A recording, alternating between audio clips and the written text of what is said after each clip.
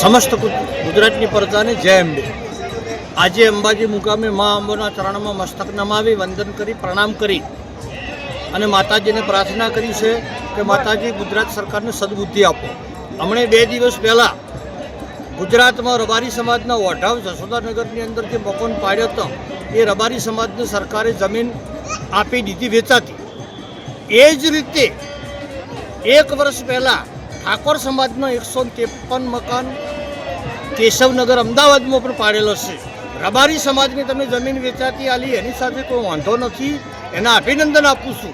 पण साथे साथे ठाकोर समाज पण 153 परिवार रोड पर बैठो छे।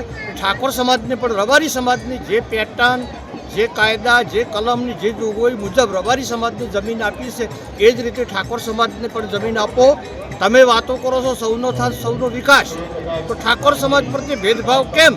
हमणे विधानसभानी अंदर विधानसभाना अध्यक्ष श्री शंकरभाई चौधरीए गुजरातमांथी कलाकारोने बोलाया, एमां समस्त गुजरातना क्षत्रिय ठाकोर समाजनी पण बादबाकी करी। એટલે गुजरात सरकार ठाकोर समाज साथे भेदभाव करे छे ए वात ચોક્કસ છે। 2 वस्तु हमणे ताजेतરમાં बनी कि भाई रबारी समाजने तमे वेचाती जमीन आपी तो ठाकोर समाजने केम नहीं? अन्य समाजना कलाकारोने विधानसभामां बोलीने सन्मान कर्युं तो ठाकोर समाजना केम नहीं?